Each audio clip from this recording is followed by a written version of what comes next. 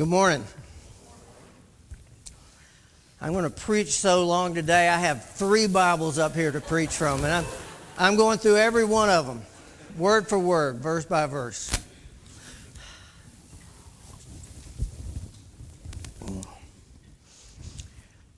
One of the cardinal rules of preaching, they tell you this early in, when you go to preaching school or you go to college, Lipscomb like I do, one of the things they tell you, they say, look, when you're feeling bad or you're depressed or you're having a rough week, you got to get up there, you got to encourage everybody, you need to be positive, and don't tell them if you're feeling bad. I don't feel bad, but I'm tired. I couldn't sleep at all last night. I mean, I did. That's okay. It's okay. And I thought, as I couldn't get to sleep, and as I'm running things through my head, I'm worrying. Well, you're going to lose sleep, and you're not going to think clearly, and you're going to say something dumb, and it's just my strangeness, I guess. And then my son-in-law, Ben, tells me last night, he says, don't cry. Don't cry. He says, if you do, I'm going to start coughing really loud, and I'm not going to quit. So I'm going to try to watch that. Thanksgiving, a lot to be thankful for. I know for many, Thanksgiving is, about football or food or even family, but ultimately, as Andrew pointed out, ultimately Thanksgiving is about thanks. It's about giving thanks.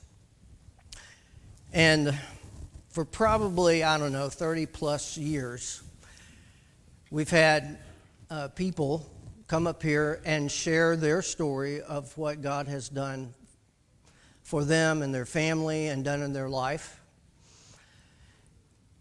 And I thought, it's a good opportunity for me to tell my story this morning, to share with you what's on my heart, and to share with you how God has worked in my life.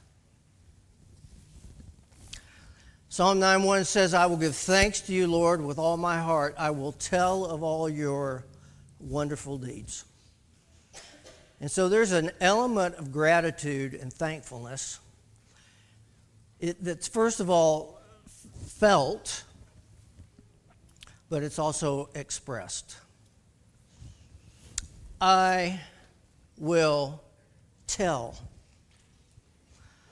of all your wonderful deeds. And then you go to the story in Mark chapter 5. The man at the Gadarenes, or the Gerasenes, as some translations say, that area to the east of the Sea of Galilee that was kind of like no man's land for a faithful Jew. It was a pagan area. It was not a place that a typical Jew would be, although there were some Jews there, but it was more pagan than Jewish. And you remember the story about the man who was there, and he was around the cemetery, and they tied him up in chains, and he terrorized the people, was living a tormented life, was cutting himself and breaking the chains, alienated from others. People were afraid of him, and he meets Jesus. And when Jesus asked him, what is your name? He said, my name is Legion, for we are many. Possessed by demons, living a tormented life. And then you remember on that occasion in Mark chapter 5, Jesus sends those evil spirits, those demons, into a herd of swine and sends them down over that hill, and they just go down into the water, into the abyss. I think there's a lot of significance in that, but I'm not going to get off on a tangent on that today. But you remember, the people are amazed that here is this man who has been just living this way for all these years. And Jesus is getting ready to leave with his disciples, and the man begs Jesus, I want to go with you. And I don't blame him. A new life, a man who changed him completely, and yet Jesus says to him, I want you to go to your own people, and I want you to tell them how much the Lord has done for you, how he's had mercy on you. Even Paul himself would often tell his story. Go to the book of Acts and see it for yourself, whether he's before Felix or Agrippa or Festus, or in this case, he's in Jerusalem before a crowd. Paul doesn't just go straight to the gospel as we know it, the death, burial, and resurrection of Christ. He also shares what God has done for him. One of the methods that Paul used in leading people to Jesus was telling them his before, his during, and after picture. And so Paul speaks about his life before Christ and his life in Christ and what God called him to in the future. And I believe that God had a plan for Paul. I believe God had a plan for King David, who says this in a wonderful psalm. I won't read it this morning. But in that psalm that talks about the omniscience and the omnipresence, God knowing all. Before I even speak a word, God, you know what I'm going to say. And then later on in that chapter, he says, your eyes saw my unformed body. That's a typo. All the days ordained for me were written in your book before one of them came to be. And so what I want to do before I get into sharing some things about my own life is I believe that God had a plan for me. And I don't believe that God just has a plan for, the big people of the Bible, not just David, not just Paul. I believe he has a plan for all of us. I don't think that means that God's pulling strings to make every little thing happen to us. There's sometimes things that are bad or evil or sinful that affect us, and God doesn't like evil or sin, and yet I believe the promise in Romans 8:28 that God can cause all things to work together for the good to those who love God, who are called according to his purpose.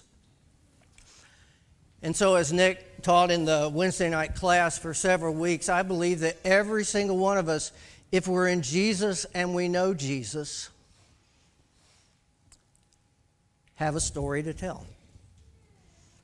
And we're encouraging our people at Northeast to use what you have experienced personally in your conversations with people to just be an example for how Jesus can make a difference in their life.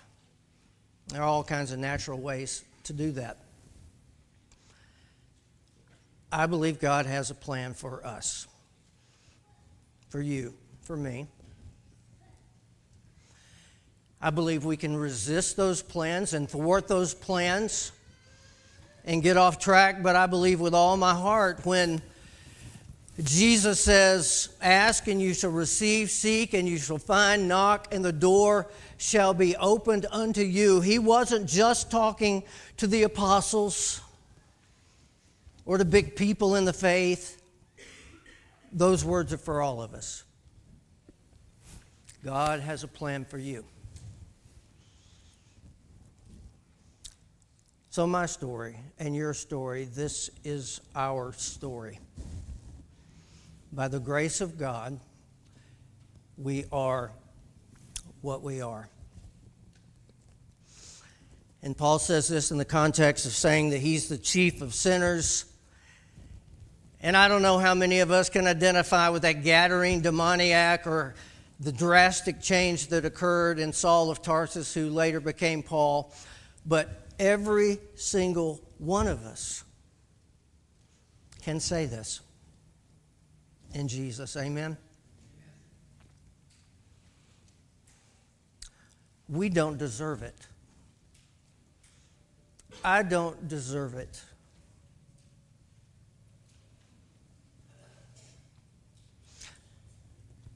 God doesn't owe me anything. But because He loves us and created us and longs for us, He seeks us and wants to find us and forgive us and bring us back into fellowship with Him. I know some of you notice it sometimes when you ask me, "Hey, Grady, how you doing?" And I will say, better than I deserve. And I've told you before, I started that. Dave Ramsey did not. He picked it up from me. I was saying it long before Dave Ramsey was saying it. But I don't just say it to be cute. And I think it's fine to say, if someone asks you how you're doing, you say, "I'm fine," and you really don't feel fine. That's all right. But that's the truth. How you doing? I'm doing better than I deserve. And so now I get to this next part in this journey, in this story of my life. And I'm just going to be very raw with y'all today. I mean, not bad. And I struggle with this. How much do I share? And I know some of you already know some things. How much do I share about my life and about my background? Because I want you to know, if I say anything negative about what I experienced, I'm not throwing my family under the bus. I love my family and my dad and my mom and my stepmother. But I want to share with you so that you perhaps might be able to identify with some of the things and see how those things might make a difference in your life. So I'm not being gratuitous here with these details. But I want you to know just how true it is when I say, by the grace of God, I am what I am. Even life itself is a gift. We don't deserve that. And yet here we are, experiencing this.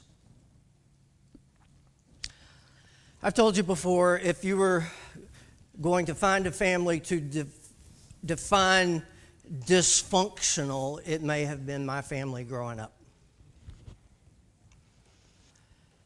My parents divorced when I was 6 years old. My mother dealt with depression. Her father had mental illness and died in a mental institution in Alabama. My dad was an alcoholic. For most of the years, he was a functioning alcoholic. As the years went on, it got worse, and he did get violent. This is long after I moved out of the house. But then, thank God, he got sober for the last 2 years of his life. That's good.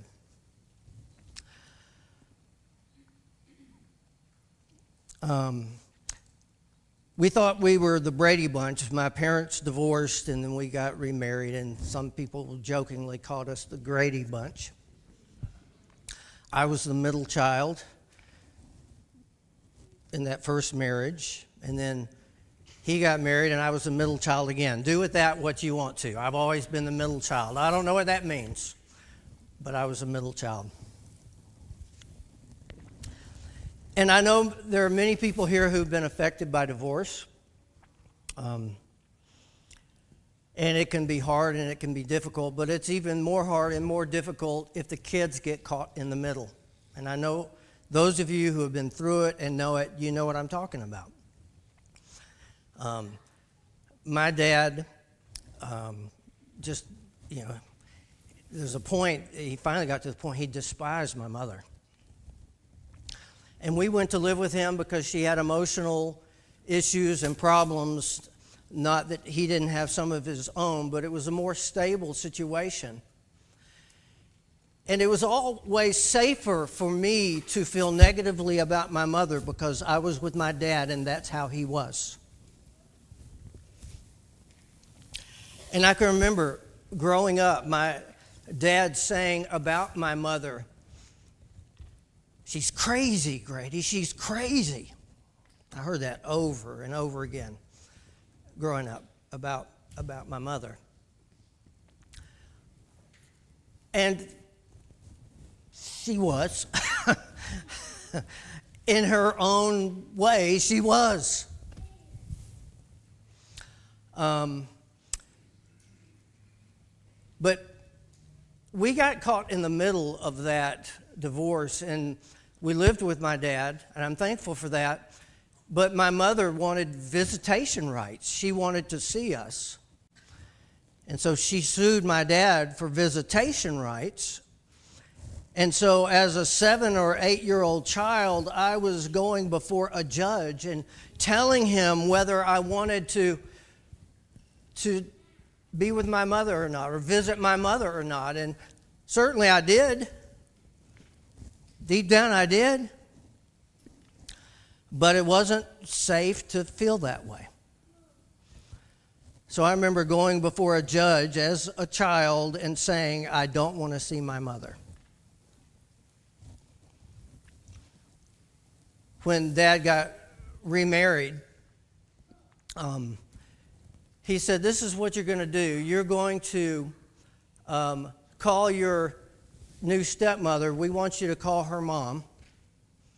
And we want you to call your mother by her first name."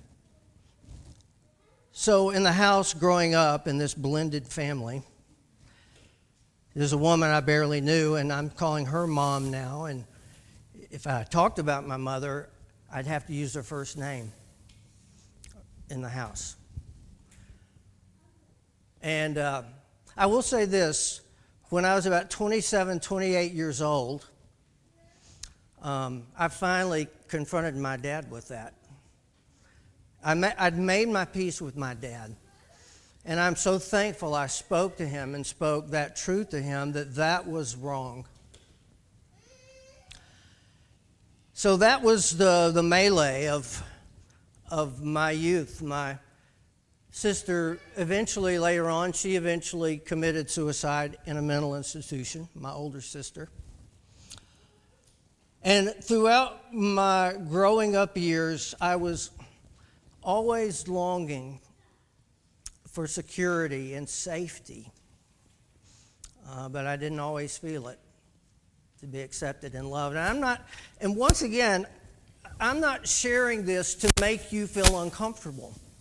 I'm not. I just want you to know what God has done in my life and how He's changed my life. And so my conversion, there's so much I could say about this. There's a good family, lived down the street. David Ballou was my friend, my close friend.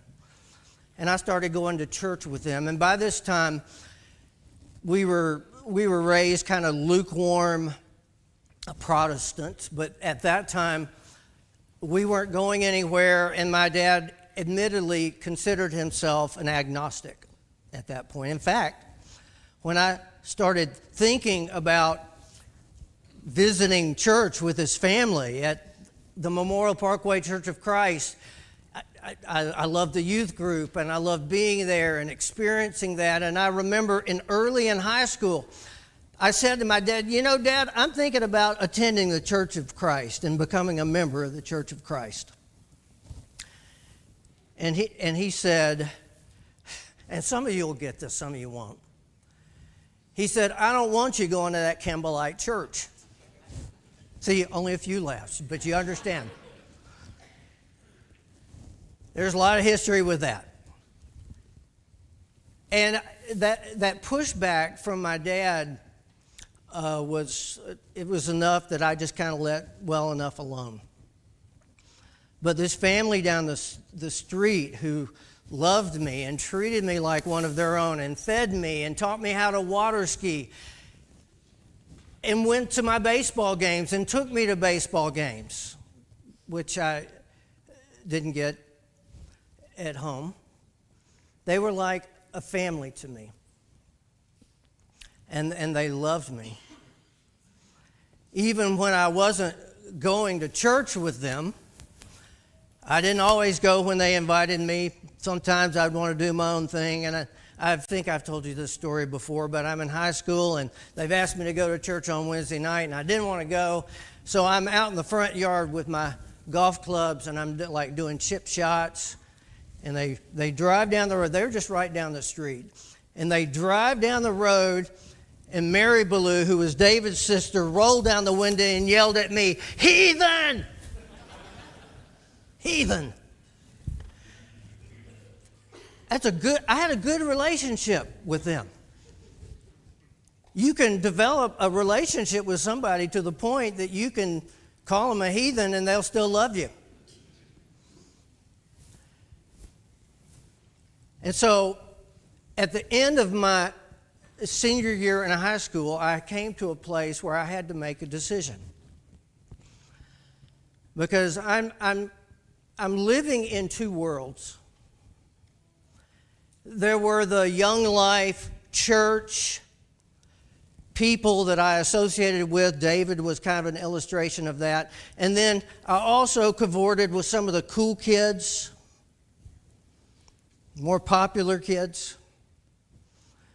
One of those friends of mine, he was actually in my wedding, one of the groomsmen was Jewish, and they had Passover. This is late April 1978. And they invited me, 18-year-old, to their house for Passover. And, his parents were so cool. They let the kids drink during the Passover. And see, I wondered whether to even tell y'all this story or not.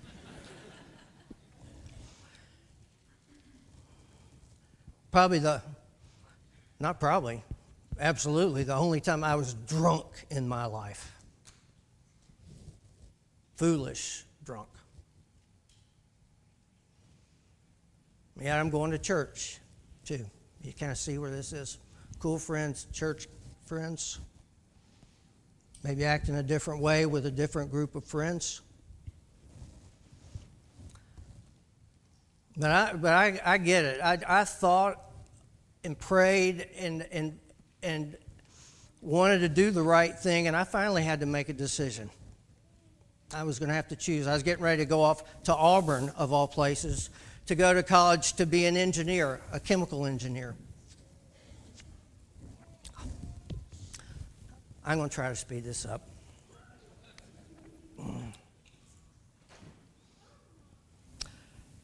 So May 20th, less than a month after the experience at Mike Stern's Passover, I made the decision to drive down to the Memorial Parkway Church in my 73 Grand Prix 400 4-barrel gas-guzzling car that I bought for $375 and drove down on May 20th, 1978 to the Memorial Parkway Church, not knowing who would be there.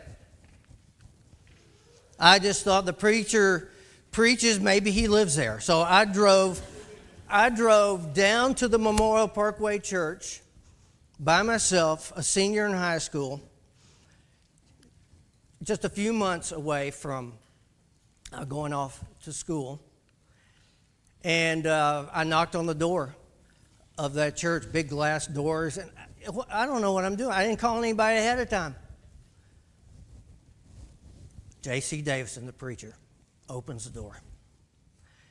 And it was a big church. Even for Huntsville, Alabama, at that time, it was a big church, 500, 600 people, maybe more. And he answered the door, and I said, Brother Davidson?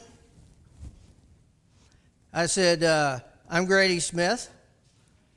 And he said, oh, one of the Smith boys. And he didn't know me. It was a big church. I attended some. There were some Smiths there. So he just assumed I was one of the Smith boys at church. Didn't matter. It didn't disqualify the baptism that he didn't know who I was. I said, Brother Davidson, I want to be baptized. And this family, they had loved me. They worked on me. They had thrown in Acts 2:38 in there, so that's in my head. And so he said, oh, that's wonderful. He says, do you believe Jesus is the Son of God? I said, yes, I do. And there were two ladies there preparing communion for the next Sunday, and he took me back there, and I got dressed and baptized me into Christ. Best decision I've ever made. So, what's a guy to do? I was going to go to Auburn. By the way, they lost last night, just in case you didn't know. I didn't stay there long enough for them to convert me. I was always a Bama fan. But when I didn't know what I wanted to do for school, what I wanted to do, where I wanted to go, my guidance counselor in high school said, well, you have good grades in math and science, and why don't you be a chemical engineer? And I said, okay. Where should I go? Well, Auburn has a good Chem E program. That's how I decided things back then.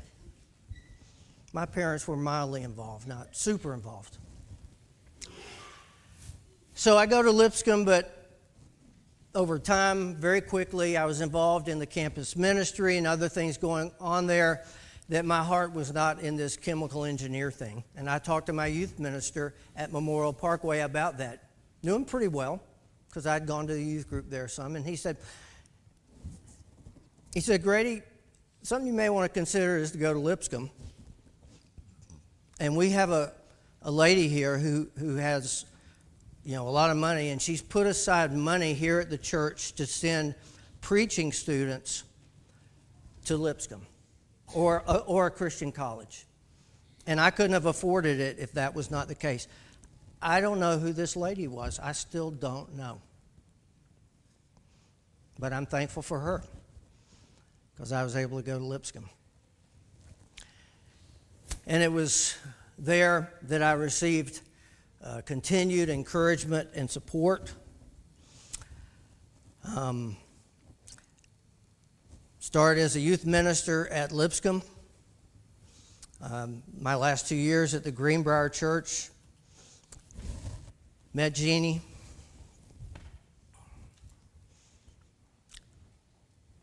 Winter quarter of 1979 at a basketball game. And she's with a friend that I knew. Her name was Kim. And so I went over to say hi to Kim, but I was already looking at Jeannie. And I thought, man, she's so nice. And I thought, she's also pretty hot too, So it wasn't long before I asked her out on a date. And that weekend, I had 3 dates with 3 different girls that weekend. It's not like I was a player or anything like that. 3 dates, 3 different girls. Jeannie was the Friday night date. Then we got the Friday night date. We went to the Apple Dumpling Gang. It was a free movie at Lipscomb, so I didn't even have to pay for it. I'm sure she was really impressed with me.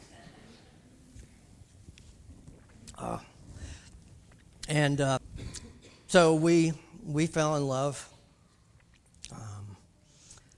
Her family, I got to know them, grew to know them. Amazing, amazing people. So normal. Such a blessing. I could say so much about Jeannie's family. I do know that when Jeannie went to Lipscomb, her brother Bill teased her and said, "You'll probably go off to Lipscomb." And she had a boyfriend that she was leaving when she came to Lipscomb. Bill said to her, "You'll probably go off and meet a preacher and marry him." And Jeannie said, "I will not." Famous last words. Let me move on. Northeast calls. And the reason I say it's a twist of fate, I believe it's all in God's providence, how I wound up here. But my plan was to leave Lipscomb.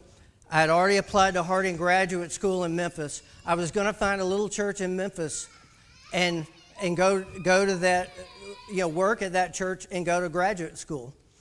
And that was my plan. It was all lined up. Jeannie and I were not married yet. We were not engaged yet, but that would soon happen.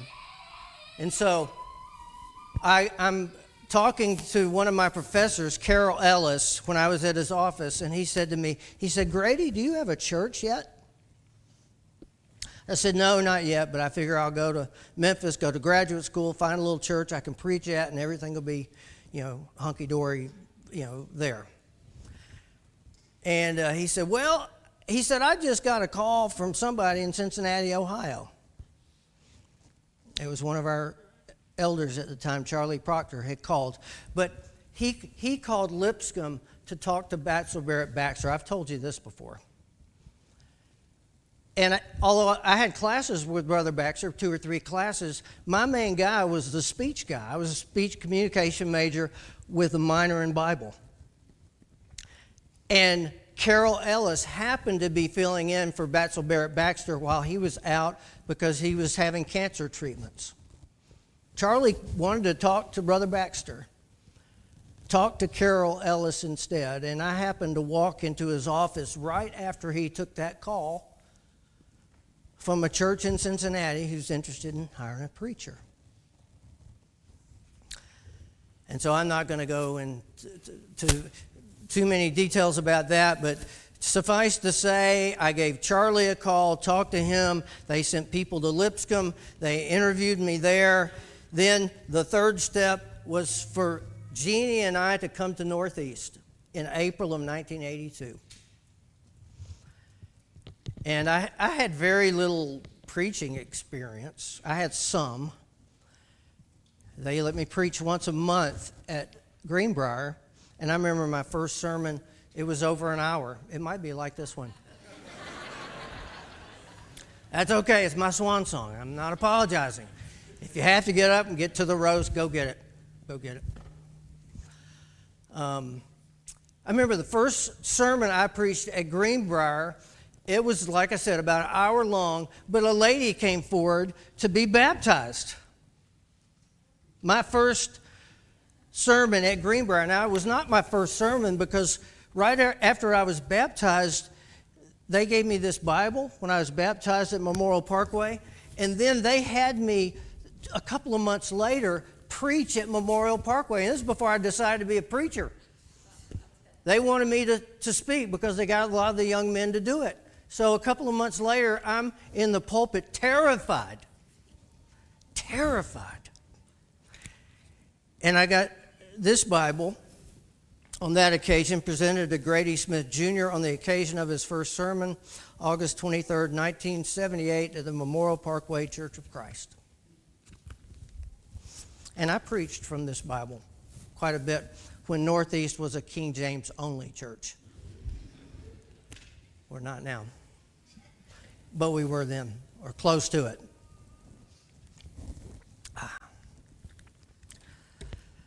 Where am I? Well, so we're here. They hired me, and we come up here. I came to Northeast in April of '82 to try out. 2 weeks later, Jeannie came up with me, and they loved Jeannie. Who wouldn't? And she was and has been the perfect preacher's wife. I mean, but she would have made anybody a good wife. I'm glad I got her. She made such a difference. So we got married in October of '82. I came up in June. She stayed down there. We got ready. We had the wedding. I went down there, and 4 couples from Northeast went to our wedding, and we have some granddaughters of one of the couples that went down to our wedding. Richard and Florence were one of the 4 couples that went down there to watch Jeannie and me get married. Such good people. And so, here we are. I'm up here. That's me. I bet I know somebody here knows who that is. Where's Bob? He left. It's a long story. I told him he could leave, so I guess he had a roast he had to get out of the oven, right? Yep. That's Bob Brown's sister. She was the secretary when I came to Northeast. And those are staged pictures, by the way. And I don't even know why we took them. But I had them. And let me try to zip through this as much as, and maybe sometime in the future I'll have a little bit more to say about this. Our Northeast journey. We were so young and naive. It's so young and naive. It was such a big step for us. I remember when I first got to Northeast, I thought, and I walked into this auditorium after I'd been hired, and I thought, man, alive, I'm the preacher of this big church. But the fact is, at that time, Northeast ran about 100 or a little over 100. We had an elder who counted 150. Then when he was out of town, we had somebody else count, and they counted 110. And that elder got mad because they always miss people. But every time that happened, our attendance dropped about 50. And I think I don't think he was being dishonest. Maybe he just fudged the numbers a little bit. But listen, when they interviewed me, they did not say, well, we've been through 4 preachers the last 2 years. And we've had about a third of our membership leave to go somewhere else because they were upset about things. Northeast was not in a very good place. And I think we didn't support anything. We didn't support any ministries, nothing. And I think maybe one of the only reasons I was hired is because they could afford me. Really. Made $15,000 a year. But those are good times, good memories. But we were so poor when Frank Savage, one of our elders, later he became an elder, we had some friends visiting us in those early years and we said, where's a good place to eat? And he said, Charlie's Crab. And it's not here anymore, but it's over there off of Montgomery Road. And we went with our friends, and this is just a couple of years in, and we go in and sit down, and they bring out the menus, and it's like, what are we going to do? So this is the only time I've ever snuck out of a restaurant. The 4 of us snuck out of Charlie's Crab when we saw the menu. Yeah, that's pretty bad. But it wasn't easy. There were struggles along the way, but there were good people who blessed us through it all. I remember one elder, Charlie Serber, at Clifton at the time. This is when I'd been here a couple of years and things were going better. He said, Grady, I'm going to tell you the truth. I thought when you came to Northeast, they were going to chew you up and spit you out. And there were some times of struggle. And I love this verse to the evangelist Timothy. Keep your head, endure hardship, do the work of an evangelist, discharge the duties of your ministry. We didn't have very many children. And then we finally got a couple of families come that had children. I said, let's stick it out. Let's persevere. We're going to have a youth group. It's going to grow. And then one Wednesday night, half of our youth group left. These two families left.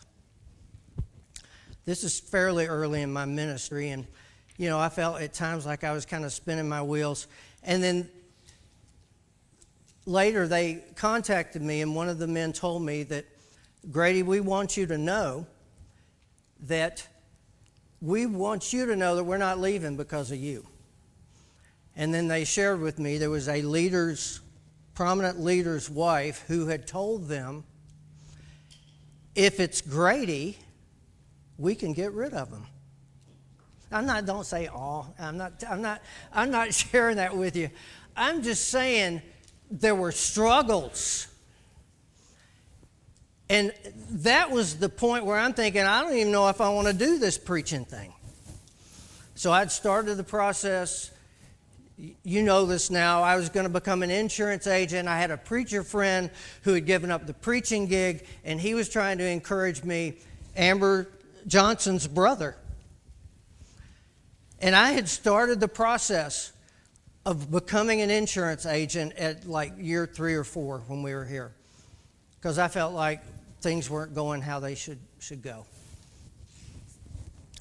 But it took key people. Jim and Carolyn came, and there's George Ghost, precious people.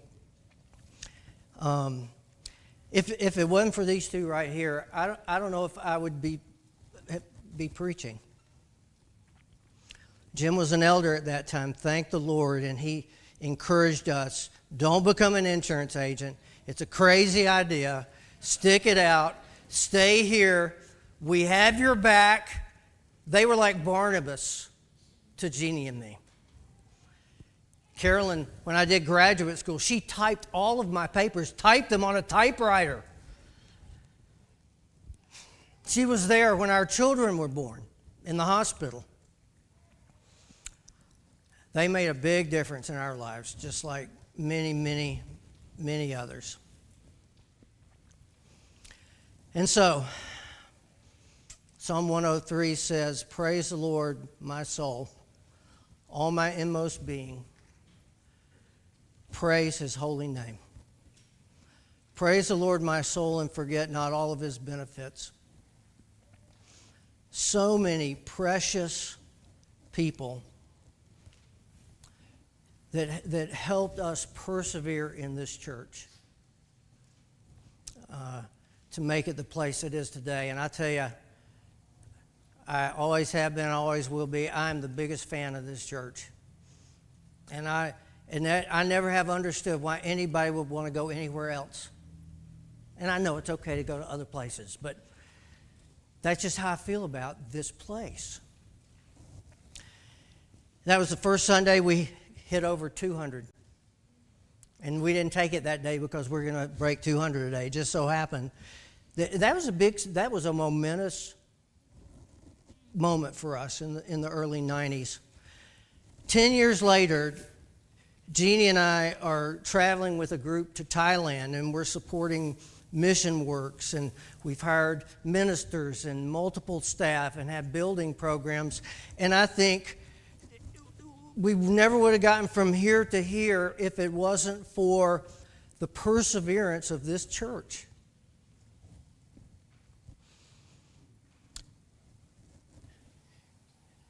This church is where my children were baptized. That's Andrew.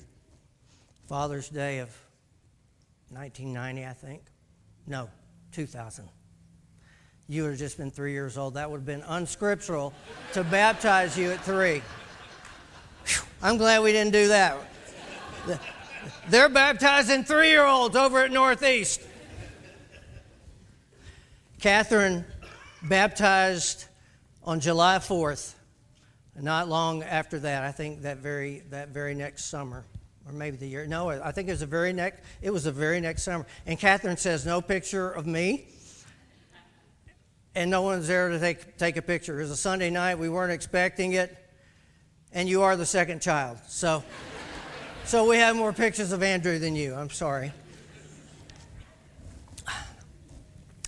I think of all the people, okay? My story, our story, how grateful we are for so many people, so many friends who made such a difference in our lives. There's a preacher, elder's wife, who said one time when we first got here, she said, you know, a preacher and elder's wife, their life is lonely because you can't have close friends. You have to be friends with everybody. And I'm glad we didn't listen to her advice. Jesus needed Peter, James, and John. We all need close friends. And this was one of my best right there. We loved being with the Dugans, going places with them. Mark was a great elder. So thankful for him. He could be a little ornery. I told you about the time I was hoarse one Sunday. Maybe you've heard this. I was hoarse, but I still preached, and I sounded terrible, and I apologized.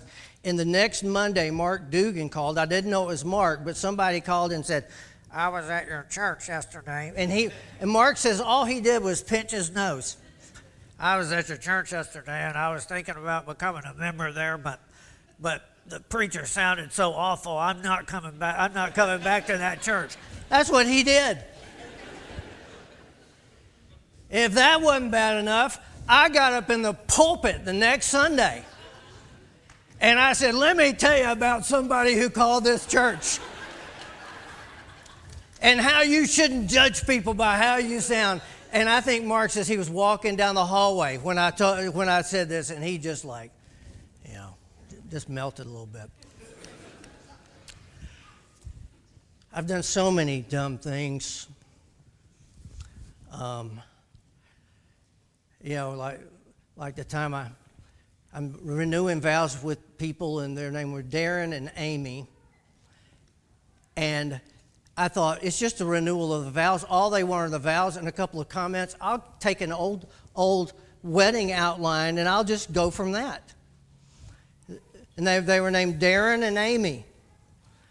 And then when I come to the vow part, I said, Darren, do you take Liz to be your wedded wife as long as you both shall live? And he said, not Liz. And then I said, no, as long as you both shall live. Live. Clean your ears out. And then again he said, not Liz. And then I thought, oh boy. And I'm still doing stuff like that, and I apologize.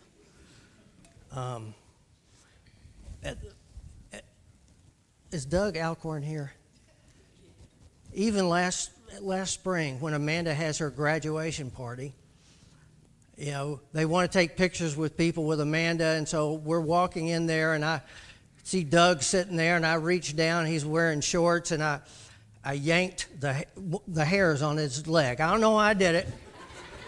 That's just the Rob Rice in me, I guess. And then I walk over to get my picture made, and it's not Doug. It's not Doug. It's a stranger I didn't know. He looked just like Doug. He was wearing the same hat, wearing the same shorts. And I looked at that man who I didn't know, had never met, and I said, I guess you're wondering why I pulled your leg hairs. He understood. I thought you were Doug. Great memories.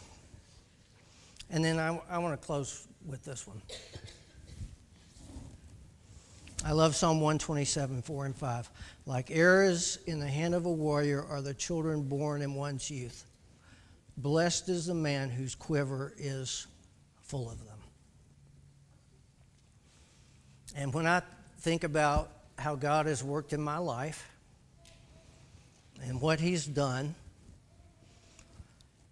And I think about some of the things I experienced as I grew up and made a promise to God that things are going to be different in my life and my family.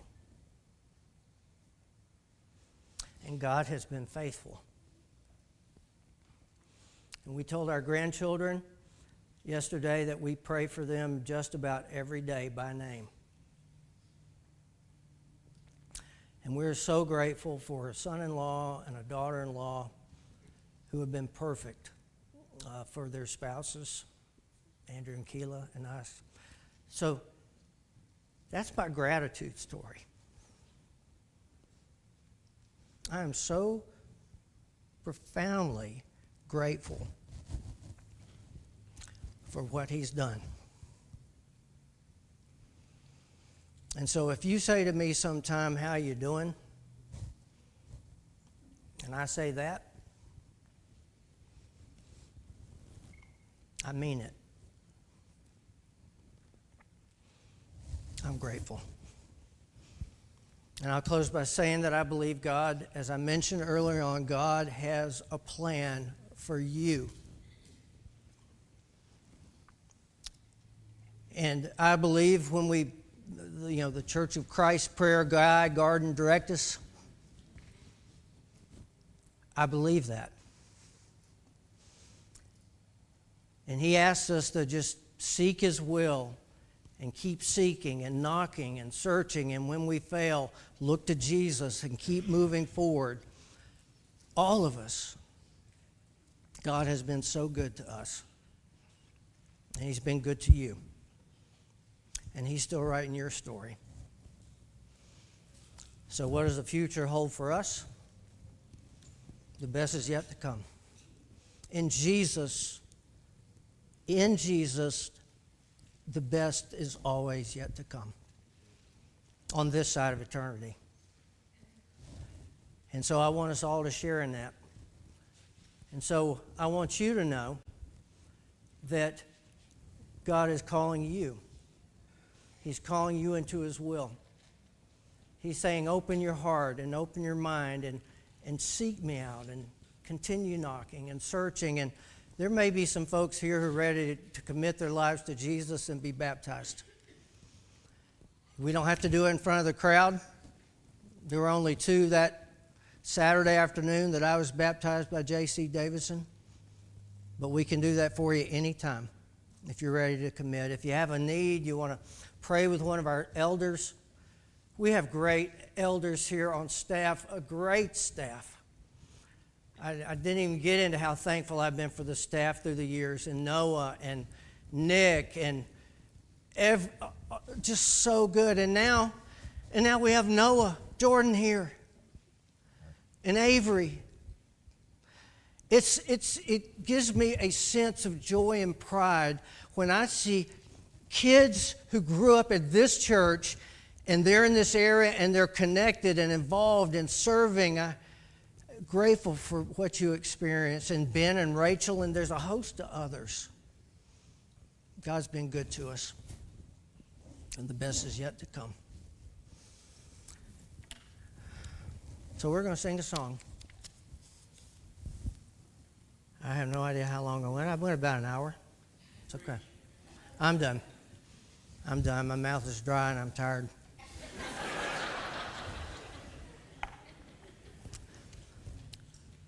Let us know. Let us know how we can help you and encourage you. But I'm just so grateful. So grateful. And I'm looking forward to the future.